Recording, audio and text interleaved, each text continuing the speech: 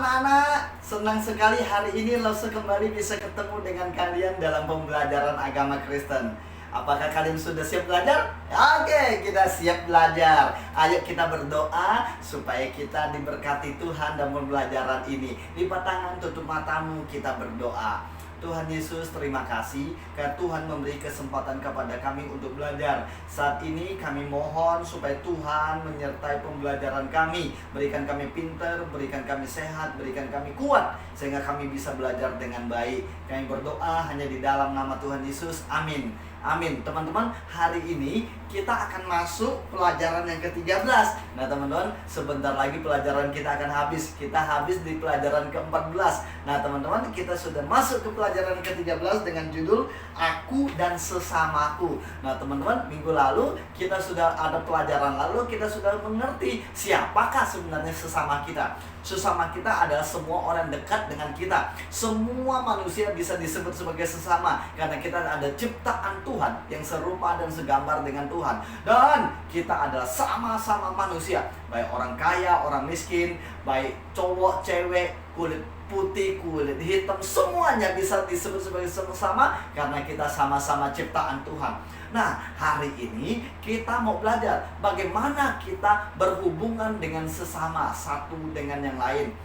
Contoh Lause dengan kalian, bagaimana seharusnya kita berhubungan, bagaimana seharusnya kita berteman. Nah, bahasa sederhananya, bagaimana kita berteman? Apakah kita berhubungan dengan sesama hanya cari untung, atau kita berantem, atau kita baik kalau orang baik dengan kita, kita jahat dengan orang jahat dengan kita? Tentu saja bukan seperti kayak gitu. Hari ini Lause ingin bacakan satu ayat dulu untuk kita di dalam Imamat pasal yang ke-25, ayat yang ke-35. Imamat 25 ayat 35 bunyinya demikian.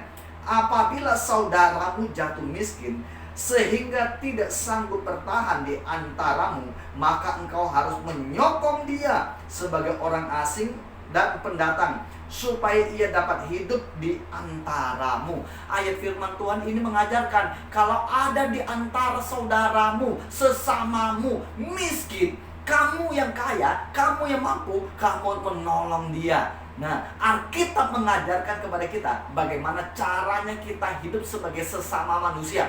Kita hidup sebagai sesama manusia harus saling menolong. Nah teman-teman, Lause ingin bacakan satu cerita untuk kalian. Cerita ini adalah tentang Yani dan Siska. Yani dan Siska adalah dua sahabat sejak kecil. Jadi mereka sudah berteman sejak kecil. Sekarang mereka sudah kelas 3 SD. Suatu hari Siska tidak bisa sekolah karena sakit. Orang tua Siska sudah memberitahu Yani untuk menyampaikan kepada guru bahwa Siska tidak bisa datang ke sekolah karena sakit. Ketika di sekolah, ibu guru bertanya kepada Yani, kenapa si Siska tidak bisa masuk sekolah? Yani berkata, tidak tahu. Bahkan Yani berkata, saya tidak tahu apa yang terjadi pada Siska. Menurut kalian, teman-teman, tindakan Yani ini baik apa tidak? Pasti jawabannya tidak baik. Dia tahu Yani sakit, Siska sakit. Dia tahu, Yani ini tahu bahwa Siska sakit, tapi dia bilang tidak tahu. Dia biarkan saja. Nah, ini adalah menunjukkan perbuatan yang tidak baik, perbuatan yang tidak menunjukkan hidup sebagai sesama. Harusnya dia berkata kepada ibu guru, "Bu guru, Siska sakit, tidak bisa datang ke sekolah." Dia tidak berkata, dia berkata tidak tahu. Itu perbuatan yang tidak baik. Nah teman-teman, dari cerita ini dan ayat firman Tuhan yang tadi kita baca mengajarkan dan mengingatkan kepada kita, ketika kita tahu saudara kita, sesama kita perlu bantuan, kita yang bisa bantu wajib membantu. Kita yang bisa menolong wajib menolong. Kita tidak boleh membiarkan saudara kita atau sesama kita dalam keadaan susah. Ayat tadi berkata, Bila ada di antara kalian yang jatuh miskin, mungkin dia miskin tidak bisa beli makan lagi, jangan kamu biarkan, tapi terima dia, tolong dia. Nah, Alkitab mengajarkan kepada kita dalam hidup sebagai sesama harus saling menolong. Hari ini kalau engkau bisa menolong orang lain, kamu telah hidup sebagai sesama yang seperti Tuhan inginkan. Hari ini kalau engkau tidak bisa menolong orang lain, artinya engkau belum bisa hidup sebagai sesama yang baik.